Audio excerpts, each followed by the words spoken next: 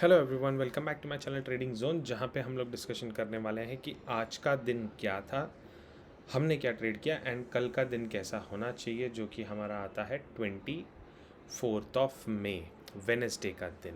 ठीक है, तो कुछ चीज़ें हैं जो आपको बतानी थी। आज का दिन तो देखो क्लियर कट कहीं ना कहीं लग रहा था, प्रीमियम बहुत ज़्यादा है तो वो शायद साइडवेज चला जाता है। एक चीज़ होती है, काफ़ी लोग कहते हैं कि अगर इंडिया विक्स बढ़ रहा है तो प्रीमियम में वॉलीटिलिटी ज़्यादा हो जाती है और पता नहीं क्या क्या क्या बोलते हैं। ठीक है, लेकिन मुझे इतना तो कॉमन सेंस है कि यार एक्सपायरी थर्सडे को है और ऑलरेडी एक रेजिस्टेंस पे है, तो कॉल तो नहीं बढ़ने वाले हैं। ठीक है, अब कॉल को तो भूल ही जाओ कि वो बढ़ने वाले हैं, ये तो इतना कंफर्म था आज के दिन के लिए कि कॉल कहीं नहीं जाने वाला है। और जब कॉल नहीं बढ़ सकता है, क्योंकि बढ़ के भी वो क्या 44,000 का कॉल मैंने आज मॉर्निंग में ही एक एग्जांपल दिया था, मैं आपको मेरे टेलीग्राम पे दिखाता हूँ। जस्ट अ मोमेंट, कहाँ गया? यस, मैंने आज मॉर्निंग में 10:48 AM को डाल दिया था कि कॉल ऊपर जाना भूल गया है। ठीक है, तो ब्रेकआउट तो पॉसिबल नहीं है, क्लियर कट बोल दिया था, ब्रेकआउट पॉसिबल नहीं है। अलर्ट है, आपको ऊपर साइड में नहीं जाना चाहिए, यहाँ से आप नीचे का ही ट्रेंड देखोगे तो बेहतर होगा। ठीक है, ये मेरा मॉर्निंग में ही सिंपल सा व्यू था, बहुत सिंपल था यार। 44,000 का कॉल आपका 220 चालू है, जब बैंक निफ्टी 44,000 पे है इस समय पे, उस चीज़ को 150 के आसपास होता ना तो बड़ा मज़ा आता था। ठीक है, तो हम समझ सकते थे कि हाँ चलो कॉल अभी बढ़ेगा, बट ऑलरेडी 220 240 चला जा रहा है, जब बैंक निफ्टी 44,950 से 44,000 के बीच में थी।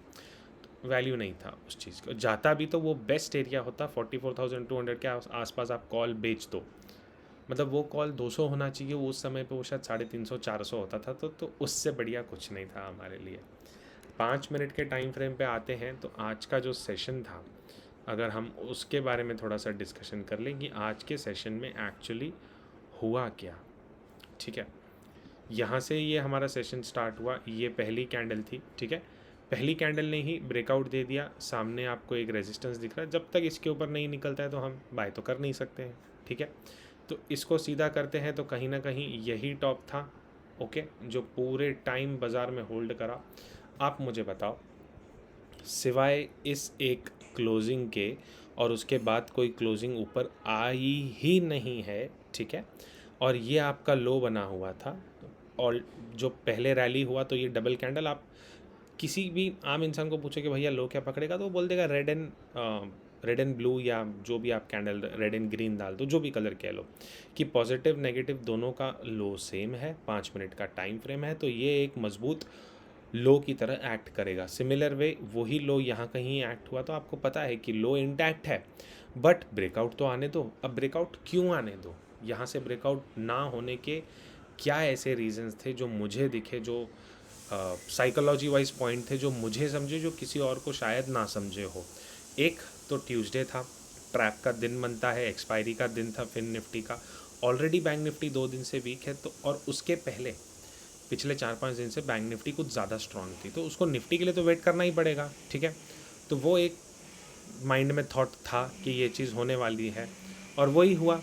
यहाँ से तो भैया क्लोजिंग ही नहीं मिल रही है, फिर यहाँ कोशिश हुआ, यहाँ कोशिश हुआ, क्लोजिंग कहाँ मिल रही है क्लोजिंग। फिर फाइनली एक जाके जहाँ पे हमको ये ब्रेकआउट कुछ जैसा इस तरीके से ब्रेकडाउन मिला, और उसका ब्रेकडाउन वो यहाँ पे हुआ कंफर्म 44,080 या 43,980 960 के लेवल से ये ब्रेकडाउन हमारा कंफर्म होता है। तो ये एकमात्र ट्रेड बनता है जो हमको मिनिमम इस टारगेट के लिए यहाँ तक के लिए आना चाहिए था। इसके अलावा आज के दिन में बैंक निफ्टी में कोई ट्रेड नहीं था। आप पूछोगे ये रेजिस्टेंस है, हाँ ये रेजिस्टेंस है। आप पुट लेके बैठे रहते पूरा दिन, तो जब यहाँ पे आया था, आपने जब पुट यहाँ पे लिया था और पुट जब दोबारा इधर आया था, तो वो पुट में भी 20 पॉइंट्स का डीके था। मतलब आपने अगर किसी चीज़ में कोई पुट में एंट्री इस वाले कैंडल पे लिया होता, तो दोबारा जब इस वाले हाई पे आया था पुट आप लोगों का, तो उसमें 20 to 30 पॉइंट्स का ऑलरेडी डीके लग चुका था। जब ये पुट इस एरिया पे आया तब वो कॉस्ट टू कॉस्ट आया था, उसमें भी डीके लगा दिया था इन्होंने। तो वो आज का दिन ऑप्शन बाइंग का था ही नहीं यार, बहुत क्लियर कट था कि हमें बाइंग में नहीं जाना है। और ये चीज़ मैं आपको 2 दिन से बोलते आ रहा हूँ कि बाइंग को थोड़ा सा अवॉइड कर दो। हो सकता है ब्रेकडाउन मिले, नहीं मिल पाता है कॉल सेल करो, साइड में रहो, ज़्यादा बेहतर होगा, आपका कैपिटल सेफ रहेगा, है ना। अभी बात कर लेते हैं कि आने वाले कल का दिन और परसों का दिन जो कि हमारा एक्सपायरी है, क्या होना चाहिए, क्या हमारे ट्रेड सेटअप बनते हैं। कुछ इस तरीके से एक ट्रेंड लाइन अगर मैं बना देता हूँ तो हो सकता है बैंक निफ्टी यहाँ से एक बार कुछ सपोर्ट दिखा दे। ये है एक न्यू ट्रेंड लाइन, ठीक है। कुछ इस तरीके से एक ट्रेंड लाइन आनी चाहिए। बेटर हम उसको ऐसा भी रख सकते हैं, ठीक है। छोड़िए ट्रेंड लाइन को, छोड़ देते हैं सारा सेम, कुछ नहीं करूँगा। मेरा क्लियर कट व्यू था, गैप अप होके ऊपर से नीचे आता है, 972 ब्रेक करता है, 972 के ऊपर जाता है, शॉर्ट नहीं करेंगे, वेट करेंगे, नीचे आता है तब शॉर्ट करेंगे। 972 के नीचे आया, clear cut closing, follow through में रैली एंड कंटिन्यूएशन में अभी चल रहा है। चलना चाहिए और चलेगा। चलेगा में हमको टारगेट क्या होना चाहिए, सारे हटा देते हैं हम, दोनों लाइन हम हटा दिए। हमारे पास में अभी इतना बड़ा गैप ओपन हो चुका है 43,347 एंड 43,105 का।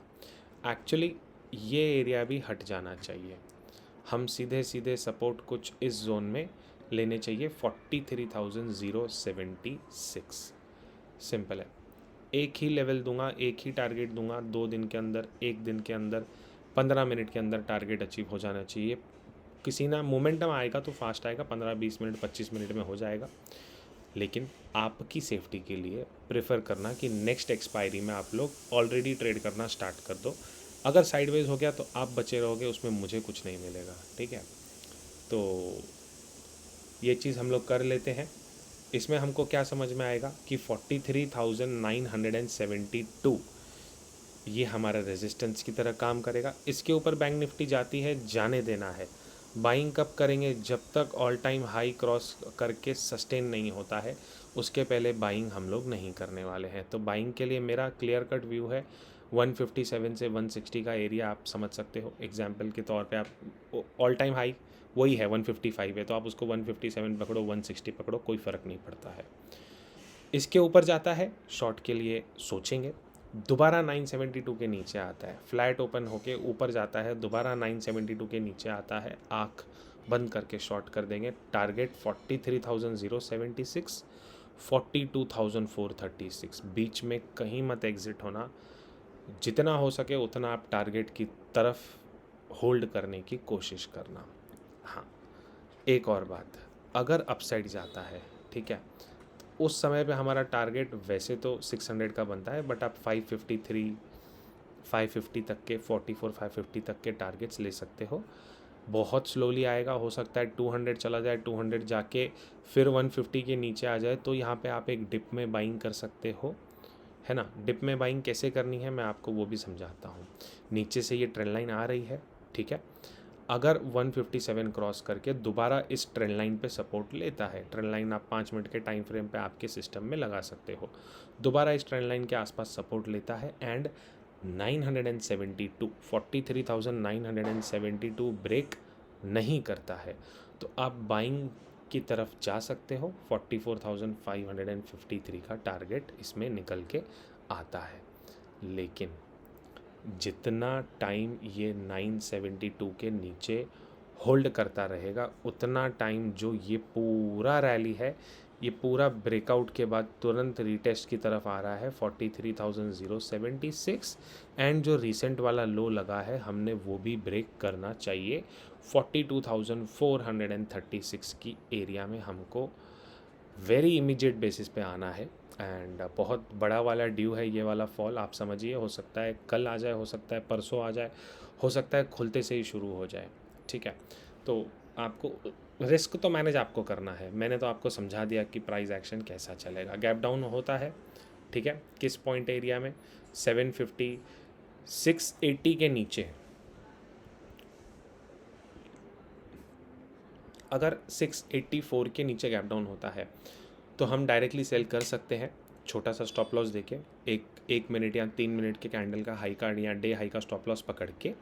कोई भी क्लोजिंग हमको नीचे मिलती है 1 मिनट 3 मिनट की, अगर पहले कैंडल पे मिल जाती है या गैप डाउन हो जाता है तो उसी का स्टॉप लॉस पकड़ के हम सेल कर सकते हैं। स्टॉप लॉस हो जाएगा, साइड हो जाएंगे 972 के, जितना नज़दीक मिलेगा उतना नज़दीक जाएंगे हम लोग, कोशिश करेंगे। ओके, बाकी तो सारे सिनेरियोज बता दिए। फ्लैट हो गया तो 680 का वेट करेंगे, सिंपल है। निफ्टी, हमारी प्यारी निफ्टी में इंट्राडे में मैंने ये चार्ट ग्रुप पे शेयर किया था, ओपन ग्रुप पे भी एंड पेड वाले ग्रुप पे भी, दोनों पे ये चार्ट शेयर किया था मैंने, ठीक है। वहीं से डॉट रिजेक्शन मिला। रिजेक्शन मिलने के बाद में मैंने एक लेवल दिया था 380 का, जब हम जूम मीटिंग पे बैठे थे, वो तो सबके लिए ओपन होता है, तब मैंने 380 का लेवल दिया था। वो जैसे ही ब्रेक हुआ वन साइड फॉल आया है। तो all in all a good, क्या कह सकते हैं, स्ट्रक्चर इन निफ्टी। अब निफ्टी में बाइंग कब करनी है, सिंपल है, आज का हाई कटेगा तो ही बाइंग बनेगी, लेकिन मत करना आज का हाई कटेगा तो बाइंग बनेगी, मगर मत करना जब तक कि एकदम स्ट्रेंथ के साथ विथ वॉल्यूम एक अच्छा कैंडल क्लोजिंग 450 के ऊपर नहीं देता है, आप इसमें बाइंग नहीं कर सकते हो। इतना आप समझ के चलिए, एकदम क्लियर व्यू है, आप उसमें बाइंग नहीं कर सकते हो। फ्रेश सेल जो होगा, ओके, इसको भी हटा देते हैं। जो फ्रेश सेल बनेगा, सपोज करते हैं छोटा मोटा गैप डाउन होता है कहीं 280 के नीचे, आप बिंदास 286 के नीचे सेल कर सकते हो। पहला टारगेट बहुत छोटा है 249 का, अगर 249 ब्रेक करता है हम सीधा 142 से लेके 160 के बीच कहीं ना कहीं इस वाले पॉइंट को आप पकड़ के चलिए। 249 के नीचे आता है तो हमारा दूसरा टारगेट बनता है 171 का। बट मेरे से पूछोगे तो ये जो बीच में जो ये चला है हार्मोनिक, ठीक है, ऑल ऑफ अ सडन एक पुल बैक आया 15 मिनट्स पे, एक हार्मोनिक बना, टॉप से रिजेक्शन आया, हार्मोनिक बना, पुल बैक हुआ। अगर आप अच्छे से देखोगे तो जो आज का पुल बैक है वो कहीं ना कहीं ये ब्रेकडाउन के एरिया पे है, ठीक है। मैंने सिर्फ कर्सर रखा है, मैं आपको और अच्छे से समझाता हूँ ब्रेकडाउन और पुल बैक की थियरी के हिसाब से। ये टॉप का कंसोलिडेशन था, यहाँ से ये ब्रेकडाउन आया, कहाँ से, पर्टिकुलर ये वाले लो से। इसका लो का पॉइंट कितना है, 425 440 नहीं सॉरी, लो देखना है हमको 18,425.25, और आज का टॉप कितना है 18,419.75। तो उसी के जस्ट आसपास हमारा हार्मोनिक एरिया था, ठीक है। वहाँ से रिजेक्शन मिला है, ये ब्रेकडाउन था, ये इसका रीटेस्ट हो गया। अब रीटेस्ट होने के बाद में हमको क्या पता है कि जैसे ही हमारा रीटेस्ट कंप्लीट हो जाता है तो हमको मिनिमम टारगेट्स जो हैं, जो पुराना हाई था 17,844, अगर हम यहाँ से घूम रहे हैं तो ये वाले सपोर्ट का कोई वैल्यू नहीं है, बिकॉज इसी सपोर्ट से तो बाउंस हुआ है, इसी सपोर्ट से तो हाई लगा था, इसी सपोर्ट से बाउंस हुआ, बट दोबारा हाई नहीं लगा, विच मीन्स ये सपोर्ट पे उतना बायर्स एक्टिव नहीं है। पहला टारगेट हमारा ये सपोर्ट ही बन जाता है। अब किसके नीचे सेल करेंगे, चलिए आइए वो भी आपको बता देते हैं, है ना। अभी ये तो ठीक है, इसको रहने देते हैं। किसके नीचे हमारा एक्चुअल जो सेल बनता है वो एक्टिव होता है, वो है 286 का एरिया। इसके नीचे छोटा क्वांटिटी, 249 ब्रेक करता है, इसके नीचे बड़ा क्वांटिटी, 171 ब्रेक करता है, इसके नीचे और बड़ा क्वांटिटी आप ऐड कर सकते हो for the target of 887 and 842, 17,887 and 842 before और ऑन एक्सपायरी भी हो सकता है। लेकिन मैं दोबारा आपसे वही रिक्वेस्ट करूँगा, कोशिश कीजिए नेक्स्ट एक्सपायरी में ट्रेड करने का। अगर ये एक्सपायरी साइडवेज चली जाती है, मंथली एक्सपायरी है, कुछ भी पॉसिबल है, मैं क्या कहते हैं, मार्केट मूवर नहीं हूँ तो मुझे नहीं पता उनके दिमाग में क्या है, बट हाँ कहीं ना कहीं ये अपसाइड जाके एक ट्रैप हुआ है। तो इतना नीचे आएगा ये किसी ने नहीं सोचा था। आज बहुत सारे स्टॉक्स थे जो बहुत अच्छे खासे भाग रहे थे, जैसे आपका ICICI बैंक हो गया, इंडसइंड बैंक हो गया, कोटक नीचे था, तो जिनमें रोल ओवर हो गया वो नीचे थे, जिनमें रोल ओवर पेंडिंग था वो सारे स्टॉक्स आज ऊपर थे। अगर कल के दिन वो सारे स्टॉक्स नीचे आते हैं तो आप समझ जाना एक्सपायरी 18,000 के नीचे होने वाली है। अब सारा गेम डिपेंड है कल के दिन के मूव पे कि कल कहाँ जाता है। उसके लिए हमको लेवल्स टू लेवल ही काम करना पड़ेगा। कभी कभी ऐसा हो जाता है कि हम हमारा व्यू नहीं दे पाते हैं क्योंकि मार्केट साइडवेज है, तो मैं नहीं चाहता हूँ आपका पैसा कहीं फंस जाए साइडवेज मार्केट में। इसलिए नेक्स्ट एक्सपायरी ट्रेड करो, लेवल्स का वेट करो, और ये चीज़ शायद ही कोई आपको बताएगा, है ना, कि कल के दिन पे ऐसा करना है। लोग हमेशा लेवल्स पे काम करते हैं, हम हमेशा व्यू बना के काम करते हैं। हम लेवल्स बना के रखते हैं और उस पर प्राइस एक्शन का वेट नहीं करते क्योंकि हमें हमारी लेवल्स पे उतना कॉन्फिडेंट होता है। लेकिन कहीं ना कहीं एक्सपायरी गेम अगर हो जाता है तो आपको पता है क्या करना है। फ्लैट ओपन होके नीचे आता है, वेट करना पड़ेगा 286 ब्रेक होने का, उतना पॉइंट आपको छोड़ना पड़ेगा। फ्लैट ओपन होके ऊपर जाता है, वेट करना पड़ेगा 458 से दोबारा घूमने के बाद में। समझो यहाँ से ऊपर जाता है, कुछ मत करो, बैठे रहो, देखते रहो। कॉल बाय करोगे, प्रीमियम चढ़ने वाला नहीं। प्रीमियम ऑलरेडी बहुत ज़्यादा हाई है, आप लोग क्या उसको चढ़ाओगे, वो नहीं चढ़ने वाला, पैसा वेस्ट होगा आपका। चाहे तो पुट सेल करके देख लेना, वो आपकी इच्छा। चढ़ने देना, 419 या 458 से दोबारा डबल टॉप मार के घूमता है, तब सेल करेंगे। हाँ, अगर 450 के ऊपर टिक गया तो हम लोग सोच सकते हैं कि 600 बिफोर एक्सपायरी आना चाहिए, तब हम 600 का call out of the money as hero zero buy कर सकते हैं। बट उसके लिए 450 ब्रेक होना बहुत ज़्यादा ज़रूरी है। और अगर कल के दिन वो करता भी है तो क्लोजिंग हुआ है 333 पे, मतलब 110 पॉइंट का मूव ऑलरेडी चला गया। ये ऑलरेडी इंडिकेट करता है कि अपसाइड में जाने के लिए ज़्यादा मोमेंटम नहीं है। बट क्योंकि बियर रैली हमेशा फास्ट स्ट्रॉन्ग होती है तो वो उसका लेंथ भी बहुत लंबा हो सकता है ना। तो उसके लिए 286 के नीचे सेल कर देंगे। 249 का पहला टारगेट, दूसरा टारगेट 171 का, यहाँ पे आप ट्रेलिंग करते रहोगे। अगर 171 ब्रेक हो जाता है तो आपको पता है 18,887 भी आ जाएगा।